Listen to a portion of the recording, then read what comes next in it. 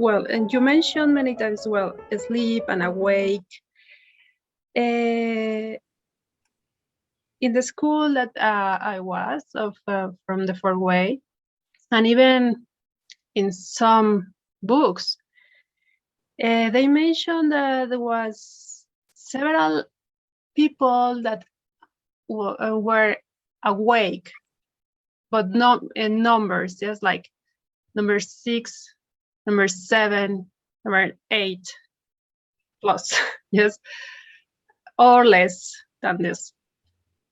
I have a confusion about it because, I mean, I observed that Jesus Christ, I didn't actually live in his time, but I read and I hear a lot about him, and looks like he didn't was asleep when he was child. Yes, and also Buddha. Well, Buddha, no, Buddha, they say that he was asleep, yes, until his 20s or something. And it's like these are several examples, yes, of a man or woman in history that have this kind of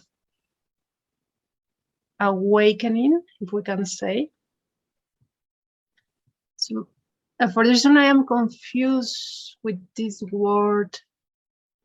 And I mean, which word? Which word? Awake, awakening. Oh, someone that is awake. Yeah. And for me, it's like someone that is awake is like everything, you know. Yes. Okay.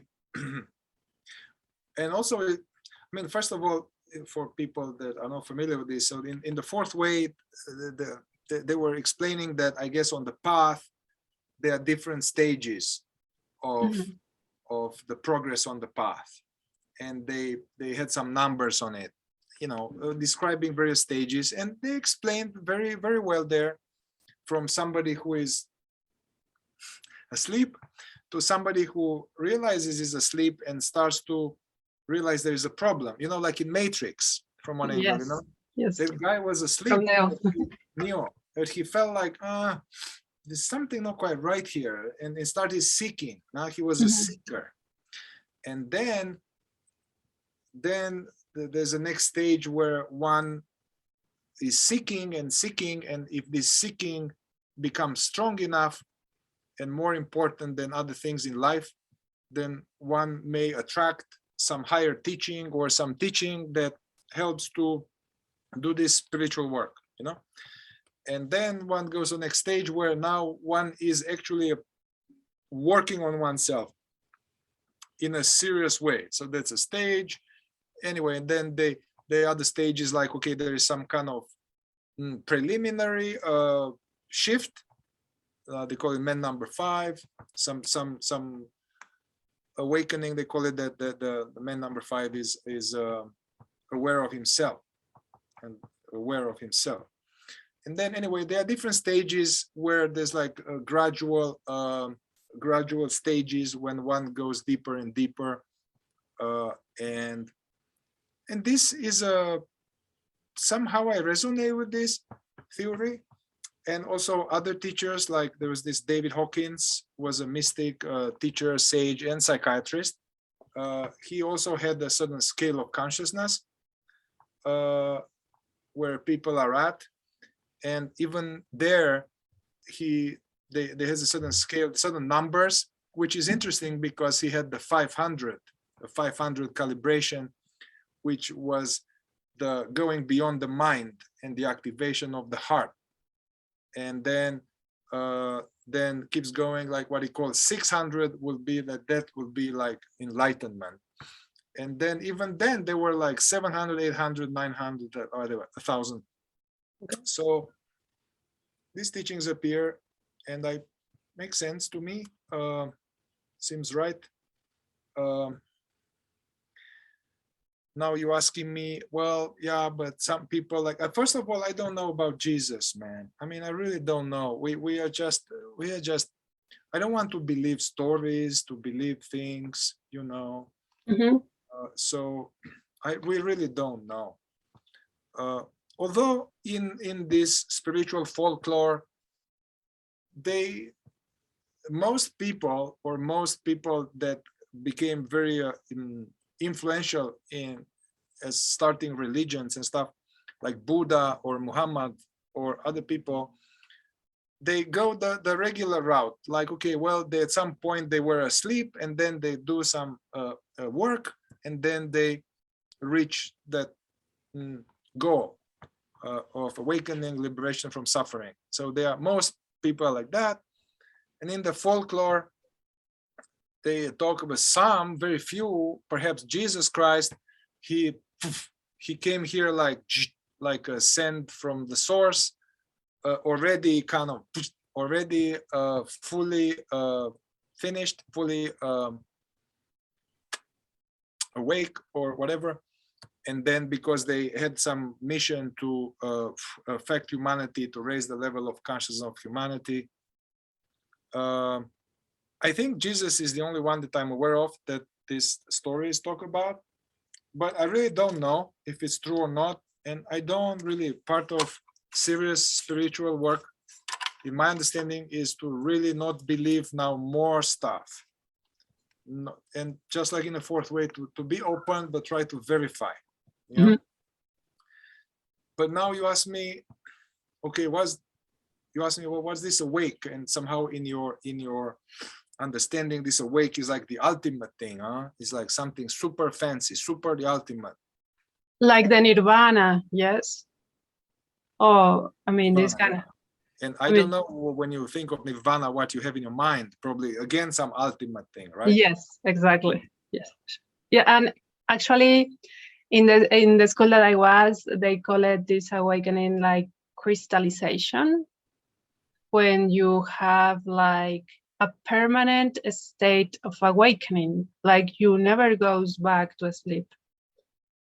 So I consider like these awakened people are like all crystallized and they never go to sleep. And that means for me, never go to sleep is never treat yourself bad or others bad. No, always use your heart first. I mean, yeah, I guess this term of crystallization came from Gurdjieff, and describing that all on these evolutionary stages. And again, I don't know. I really don't know. I mean, mm-hmm. I encountered these teachings like you. We were in the same school. I was 18. I just took all of this on, and I was like, yeah. And although Ouspensky and Gurdjieff said, don't believe any of this and verify, I believe all of this stuff. And it becomes a religion. So, but anyway, in the fourth way, they were saying that, yeah, okay, so there's the stages, and one becomes more evolved and more awake, less asleep. But somehow one can lose it. There was this idea that one can be temptations, can be mistakes, one can just lose it. But there's a various stage, this a certain stage where this crystallization happened, where one cannot lose it anymore. Mm-hmm. You know, I am open to the possibility that that is true, but I don't know. But something I didn't like it is that they used to say, I don't know if Gurdjieff say it or Ouspensky, but that woman didn't have the capacity to go to that place, to arrive to that place, because it takes too much energy for the body to arrive to there, you know, like it's that the woman's body doesn't have the capacity, the physiology to endure all this. Yeah. So it's like, oh my God. I mean, okay. I think this is complete bullshit. I just want to state straight up. Okay. It's not true. And we can get into it. But I want to, you asked me to, because we use these terms awake, sleep, and they are kind of religious, mystical, and all of that. So just to define this a little bit more, what And also it's interesting that these terms, awake or asleep, they are not appear in just the fourth way. I mean, the Sufis, they talk about it, even Jesus talking about this, awake, asleep. In a Buddhism, the very term Buddha means the awakened one. Mm-hmm. So there's this metaphor. These are metaphors, allegories, even metaphor of prison and all of that. So sleep is the normal condition of man, and to make it let's just debunk it, is that the state of man that everybody is in, without doing some skilled inner work, where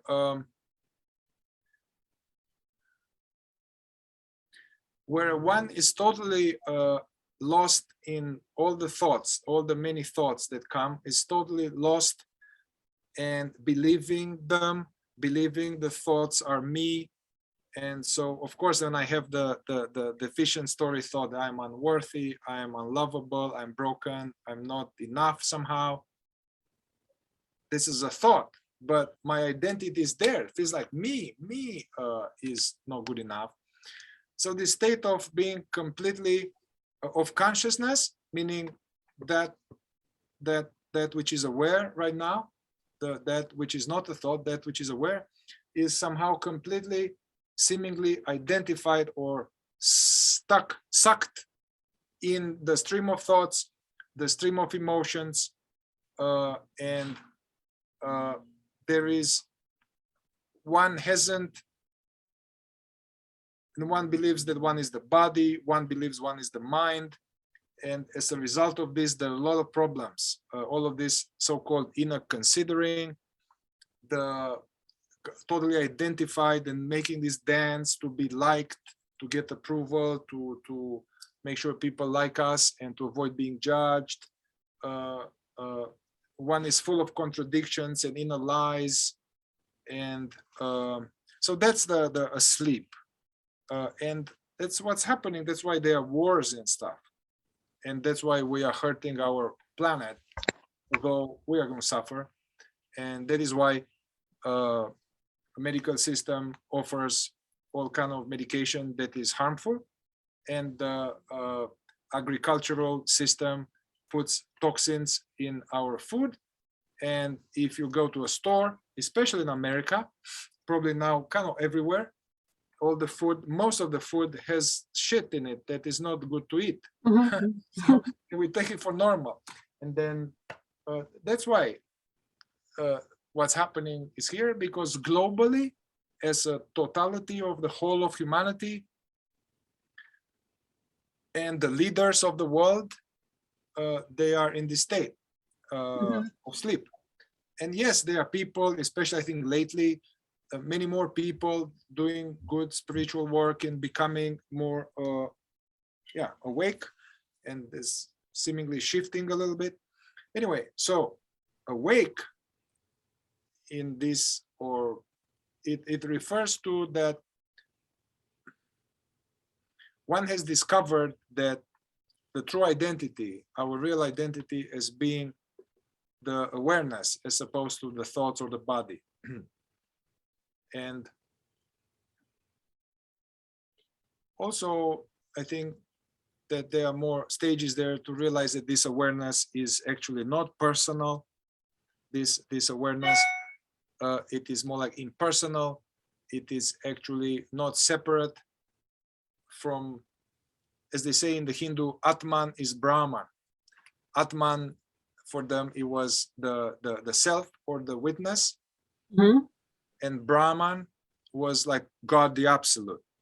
So they say, hey, this presence that is now understanding my words and hearing is not Claudia's little presence, that is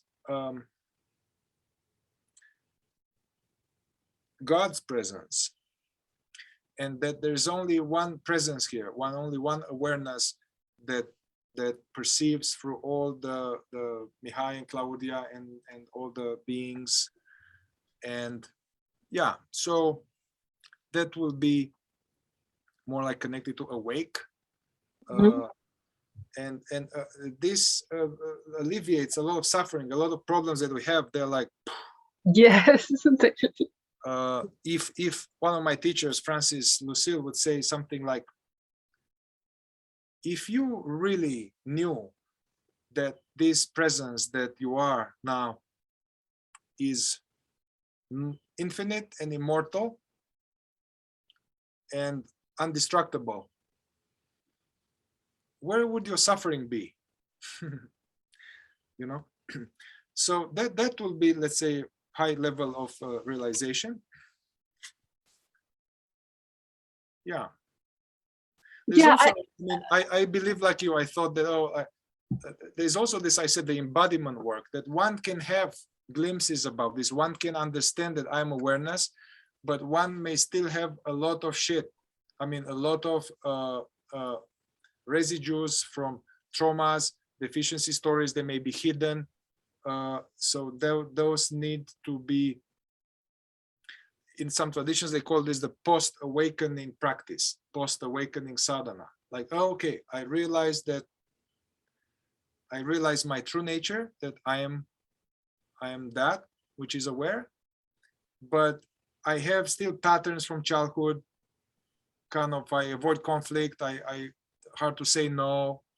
I hide. I'm hiding my emotions. Those are going to prevent us from enjoying the freedom and peace and all that. So those need to be processed out. So that's what I mean by that's what we refer to here as awake, asleep. okay. And as far as this, the woman thing, maybe you bookmark your thought, because I want to go into the woman thing, okay? Yes. I never actually read this in the fourth way. I never read this. I never encountered this, and I studied a lot that the women are not qualified for that, or they are deficient, their bodies deficient somehow, they can't handle it. I haven't heard of that. The very proof is that Gurdjieff himself, when he died, he put in charge of all his teachings and everything a woman. I forgot the name. I think Jean de Salzman. He appointed her full rights and told her to teach until she's going to be 100, and she lived to be 102. You know, so a woman, and now Jesus. Now, yeah, a lot of credibility here. In the Gospel of Thomas, he's people, yeah, the same thing in the Gospel of Thomas, which is more esoteric and not part of the New Testament. Some teachers, some students ask him, "Hey, Jesus, like, why do you let the woman here? Because they cannot do it." And he said, "No, it's like, basically, I don't know. A paraphrasing is that." Women can awaken, basically, and there's no difference. There's no difference. And actually, he said this thing, which is very subtle and deep. And he said, well, until the woman becomes more like a man, and the man become more like a woman, and both become more like a child, you won't enter the kingdom of heaven. Kingdom of heaven, I would say that this means awake, not somewhere out there after we die, where Yes, exactly. we have honey and milk and all that.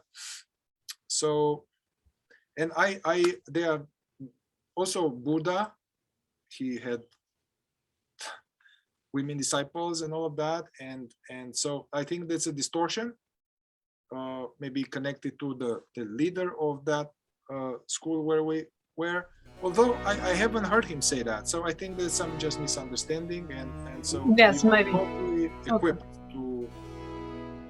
And I think it's patriarchal kind of bullshit, where the woman is like less than, and yeah,